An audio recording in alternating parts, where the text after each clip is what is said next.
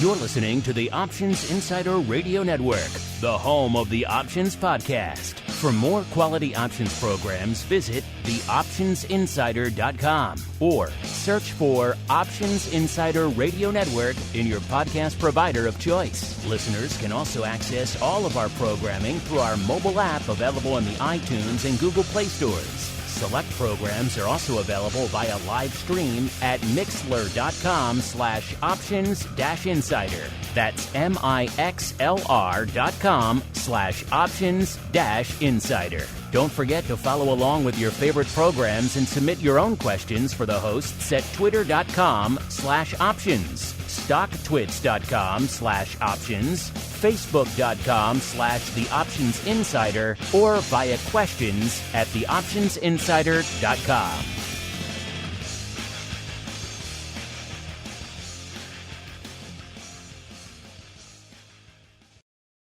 You wanted it, you got it. A radio program that helps teach you options trading inside and out, basic to complex. This is Options Bootcamp. Whether you want to learn how to protect your portfolio, generate income, or even become a master of volatility, the Options Bootcamp drill instructors will break it all down for you. Now, let's get you into peak options trading shape. Here are your Options Bootcamp drill instructors. All right, everybody. That music means we are back once again, holding court with another double header coming at you here for OBC. Just taking hold of Education Wednesday. We love Education Wednesday here on the network.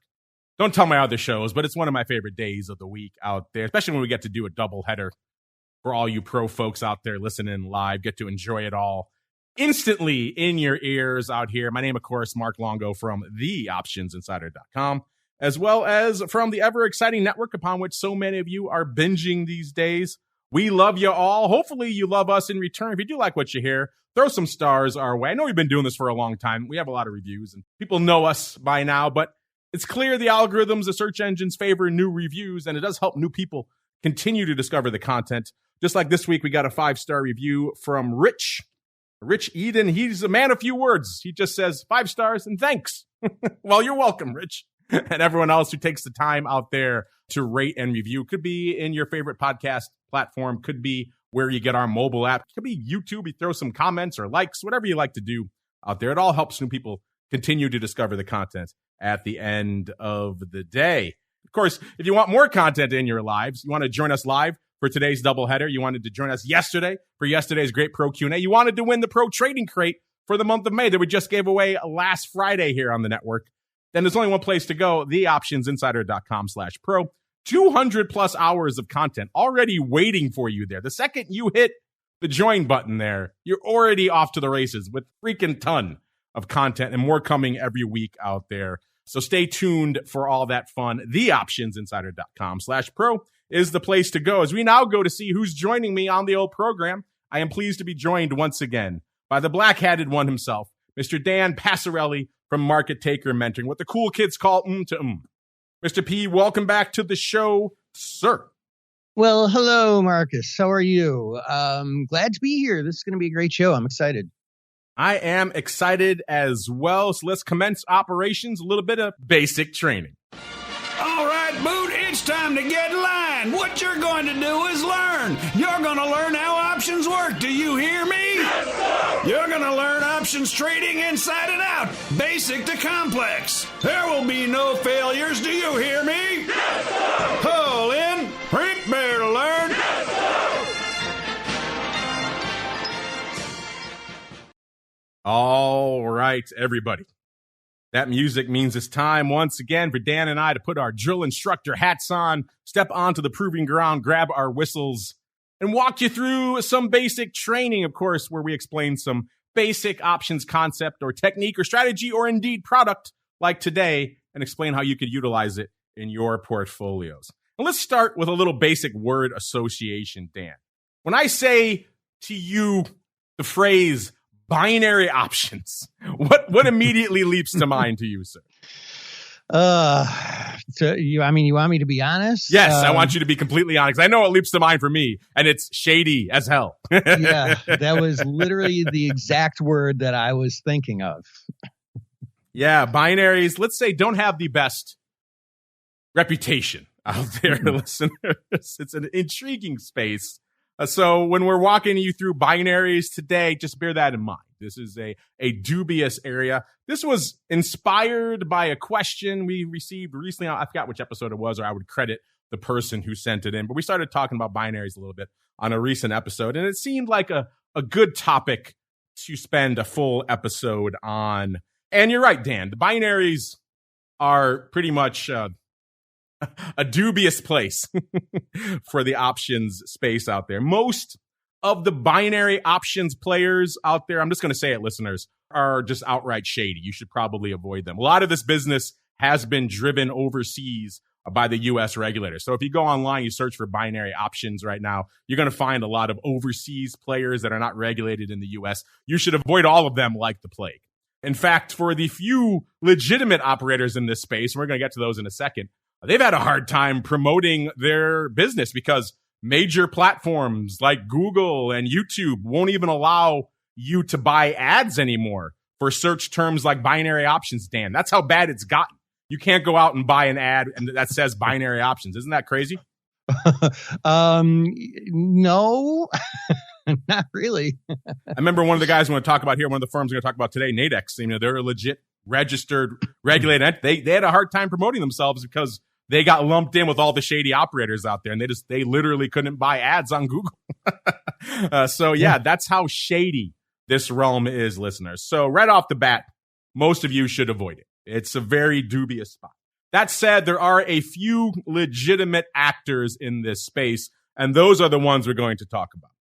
First off, before we even get to those players, let's talk about what the hell are they? Dan, if I said to you, what the heck is a binary option, sir? What are they to you? Well, it's basically a bet on whether one thing happens or this other thing happens. It's, binary, meaning, one of two things, right?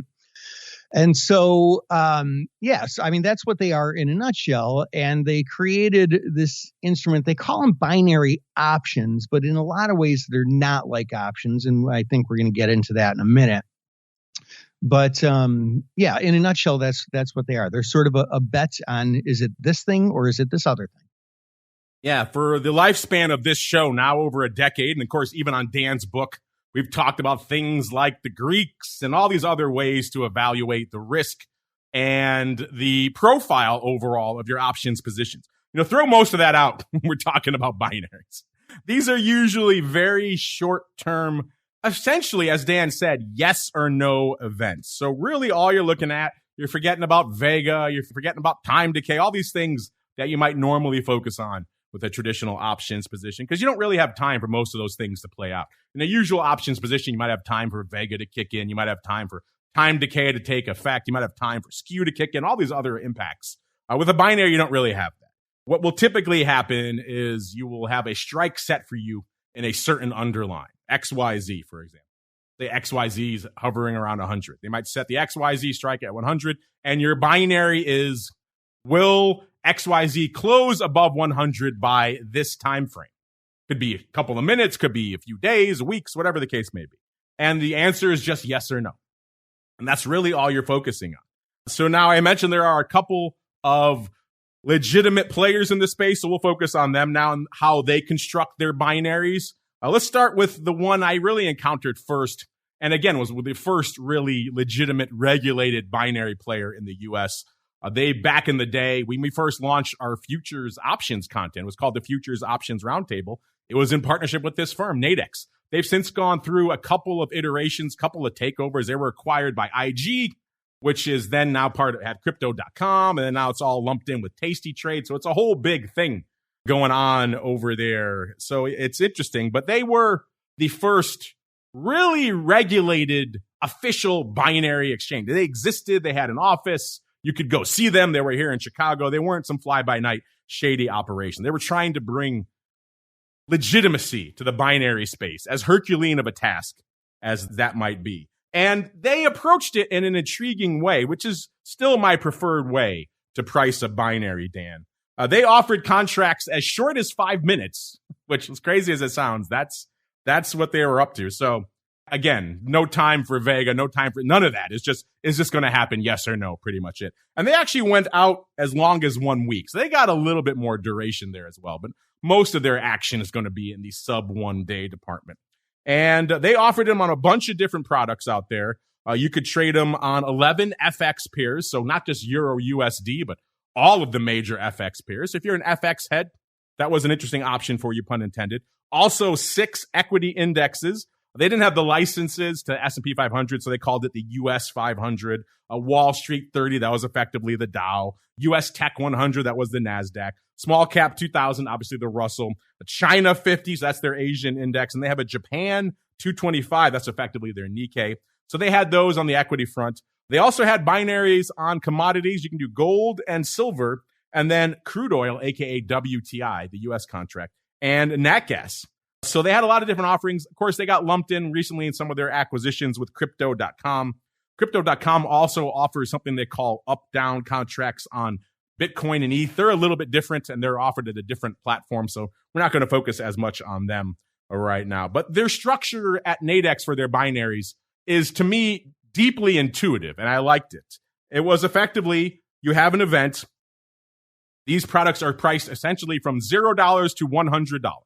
And if an event had what you thought was a 50% probability of happening, let's say XYZ has a 50% probability in your mind and in the market's mind of expiring above a strike by a certain time, guess what that binary is going to be trading at? $50. It's $1 essentially to 100. So it's pretty easy. It was very intuitive for people to wrap their heads around this. And if you thought, let's say in our example, let's look at going out to crude oil, WTI.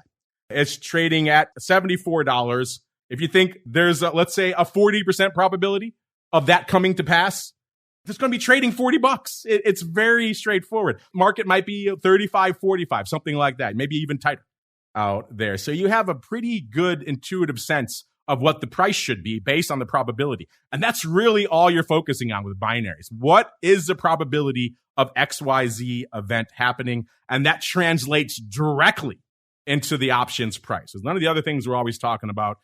Time value, vol, all these other things, throw them out the window. It is exclusively focused on what is the probability of X event happening by Y time. So in our example, these are priced from 0 to 100. So let's say the bet is if WTI is going to expire above $75 by the end of the day. You think it's going to happen. Right now, it's trading around 40%. So you think that's a pretty good bet. You're going to pay $40 for that contract. If it happens, if it comes to pass, at the end of the day, that contract's going to expire at $100. So you collected $60. You paid $40 for it. It went out worth $100. You net collected $60. If it doesn't happen by the end of the day, then you lose your $40 that you paid for this contract. It's very straightforward. And it's all, by the way, debits and credits. These are all cash settled. There's no depositing of a future or an underlying in your account. You don't have to worry about anything like that. It's all very straightforward, debits and credits. Dan, what are your thoughts on that approach to binaries, the pricing them effectively 0 to 100? Do you have any thoughts on the contracts they have over there at Nadex? Yeah, I mean, it is kind of nice that it makes it pretty palatable. I mean, it basically comes down to the percentage likelihood you think the thing is likely to have, right? And I think a lot of traders, a lot of people with critical minds or a background in statistics or game theory, that kind of thing, tend to think in percentages like that. And so I think for a lot of people, it just comes super, super natural. And, that's great because things like regular options, traditional options have a lot more complexity to them. Yeah, I've always thought these were great starter products for people who maybe are intrigued by things like commodities or FX, but they don't really want to dive into the deep end of opening a futures account and trading the futures or the options on the futures. For a lot of people, that's still a bit of a bridge too far, and I get that. So this was a great way to really dip your toes in those markets with something that was regulated, that you understood pretty intuitively. And it was a very simple yes, no. I liked that. Again, we have no relationship going with Nadex right now. This is not an endorsement for them. I just like their products. I like the way they're constructed. And if you are going to play in this space that is riddled with scammers, you should focus on a regulated entity, and Nadex is one of the few. Now, some caveats with binaries. We said before, this is a 0 or 100 yes or no contract. So what sometimes happens and gums up the works with binaries is at the end of the day, when you're approaching expiration, let's say you're getting down to the final few minutes and you're hovering right around the strike. In this case, we're talking about WTI settling above the 75 strike. Let's say it's hovering at 74.99 with 2 minutes to go. That contract's going to be trading close to zero, maybe $1. Might have a little bit of value in it, but effectively it's going to be zero. And then let's say it ticks up really quickly in a minute to 75.01. Now it's trading 100. So you can see there's a lot of potential price volatility right at the very end of that contract's life. It's going 0 and 100, 0 and 100, back and forth if it's hovering right at the strike. And that could be a little confusing for people. It could be potential opportunity too. You could buy something for $1 that's worth 100 a second or two later. Vice versa, you can buy something for 100. I wouldn't recommend doing that, 99, and then it could be worth pretty much nothing a second or two later. So the one thing that gives people caution and with these products, in addition to the bad reputation, is just the extreme, let's call it dubiousness, for lack of a better term, of the whole settlement and just expiration procedure. You probably want to close out your positions within the last few minutes before settlement. You don't want to be around for that vacillating 0 to 100. Now, that said, if your contract's deeply in the money, then it's not going to change. It's going to be trading around 99. It's going to stay there, right? But if you're hovering near the strike, you probably want to close things out before things get too wild. Now let's flip the script.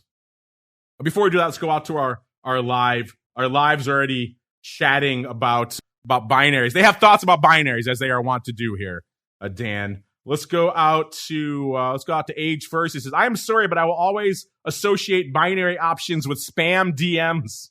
I used to get so many." Yeah, I understand that. That is what many people think of. That Dan and I, our first word association with binaries is scam, shady, spammers. Pick your S pejorative of choice. But there are a lot of them. Nichols says he actually did a little years ago. I'm guessing he meant when Nadex had a show with Options Insider. Haven't though traded them anytime recently. So yeah, he dabbled with them. Options Queen, I hear you. She feels the same way. So Dan, even a lot of our pro members still maybe rightfully skeptical about binaries. What do you think, sir? Yeah. I mean, a lot of those organizations are out of Cyprus, which, hey man, I don't want to disparage any country. Are you slamming all the Cypriots in our audience, sir? No. I love Cypriots, but they definitely have a shady reputation, but that's part of what Mark and I try to do, is to bring to you things that have,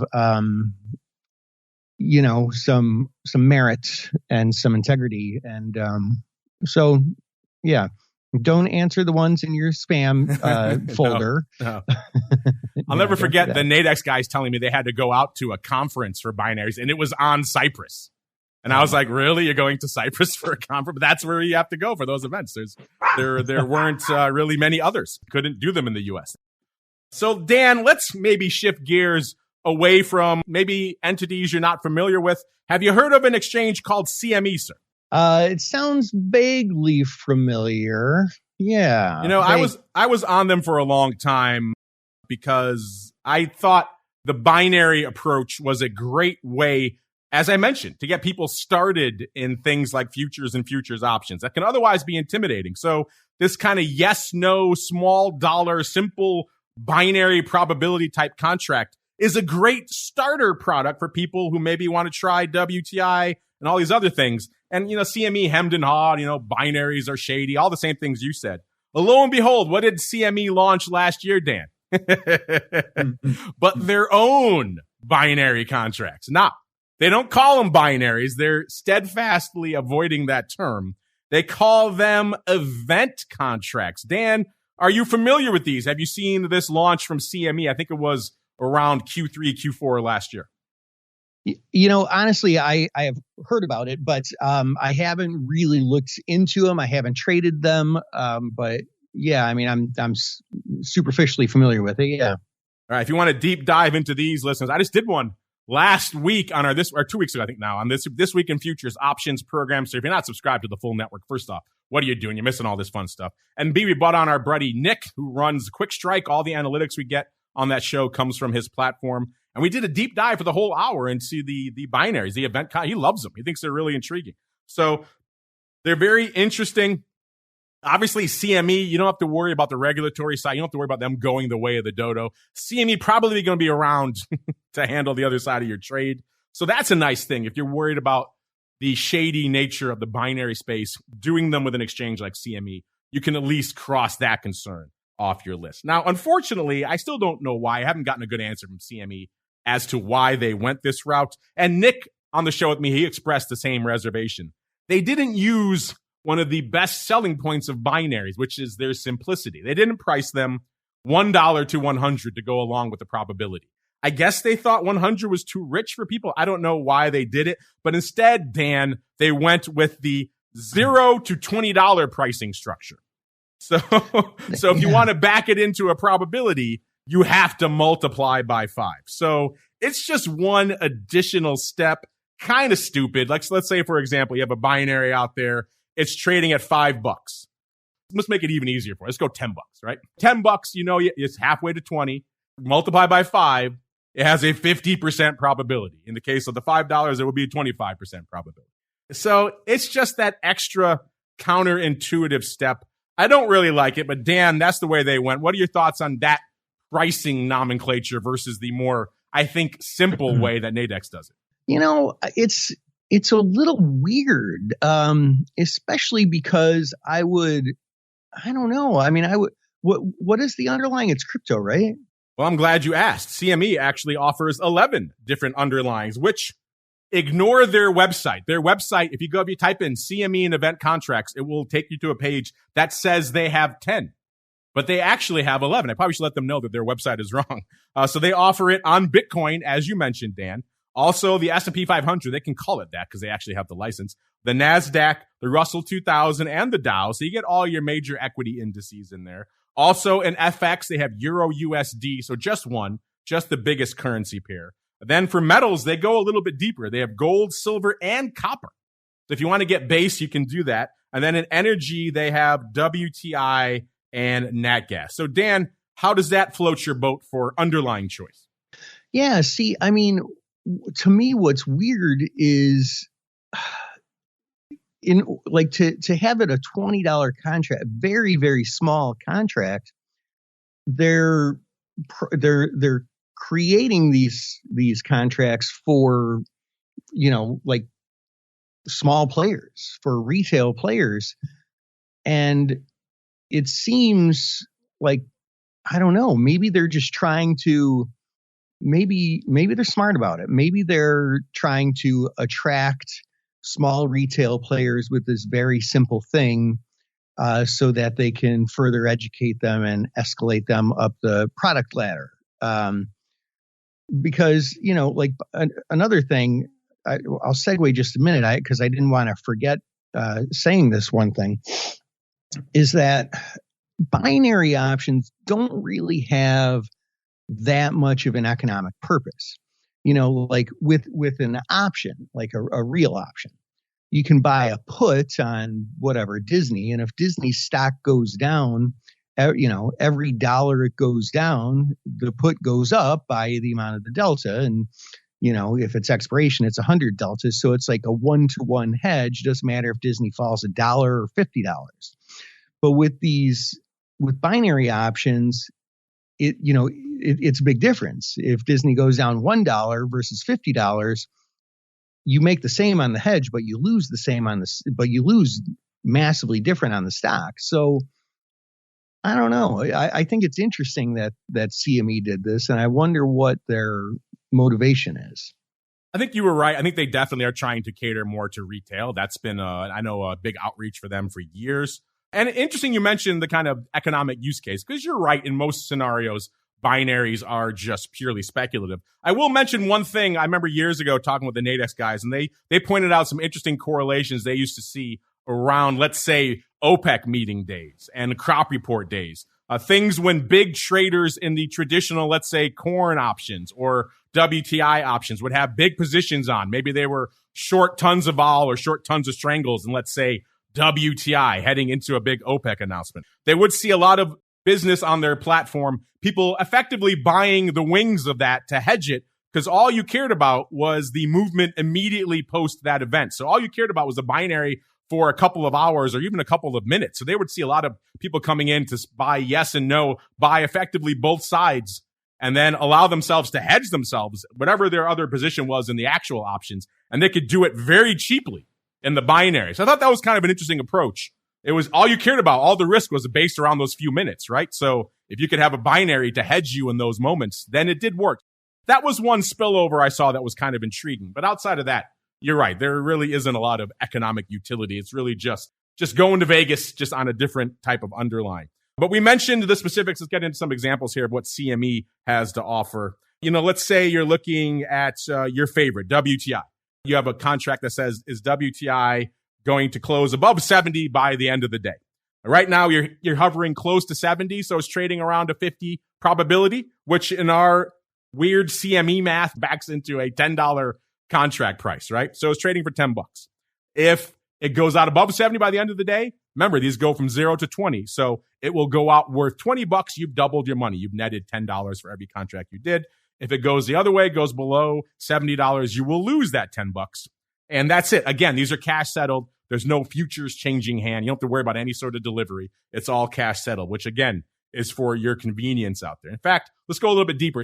Dan mentioned Bitcoin. I pulled up some examples here right before showtime. Coming into right now, they had a binary listed. And again, one of the problems with binaries is they list strikes kind of at the beginning of the session. And sometimes by the end of the session, these strikes could be wildly out of range. Like when we came in to start the show, Bitcoin was trading at 26,480, the CME Bitcoin future. It was down 785 handles, nearly 3%. The binary strike they had listed on CME was 25,500. So nearly 1,000 handles in the money. So the wager is Bitcoin going to expire at this time? They had 2 hours left to go. Is it going to expire above 25.5? The answer was pretty close to 100% yes, right? So it was trading at effectively its max value of 1975. So if you wanted to buy this, you'd pay 1975 for it. It would go out, if you're right, at $20. So you make a quarter. The downside, if you wanted to take a huge flyer on Bitcoin falling out of bed before the end of the day, you could pay a quarter for that. And that could go out at $20 if it happens. But again, it's not very likely. They also had WTI trading right before showtime. WTI was at about 72.5 right at the start of the show. And that ironically was their strike for the WTI contracts. That gets back to what we were talking about before, that weird getting into expiration when you're hovering right at the strike issue with binaries. That exists on the CME contracts as well. Right at the time when I pulled this up, this had 44 minutes remaining. And this contract was still hovering right around 50-50. So again, it was hovering right at the strike. So the yes was trading for $11.50. It was slightly biased towards the yes because it was 4 cents in the money, 72.54. The no was $9.50. So you're going to see that start widening out as you get closer. In fact, if I go pull it up right now, I'm sure it will be even crazier because we're getting closer to expiration. So Dan, maybe I'll do that. I'll look that up really quickly while you give us your final thoughts on binaries, sir. Yeah, I mean, they're interesting because you can kind of bet on these unique situations. Like there's another site out there, predictit.org, which I'm familiar with. I've never actually done anything on it, but you can basically bet on political outcomes, like who the nominees are. And to me, like that almost makes a little bit more sense because, that is a binary event and it is just kind of gambling.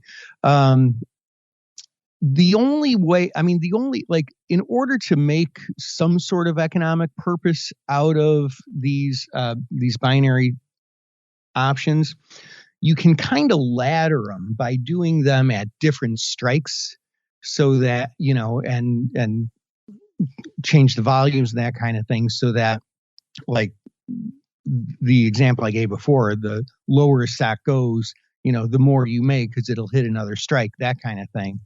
But it just ends up being a very, very complicated way to do something, to solve a problem that already has a solution, which is just regular options.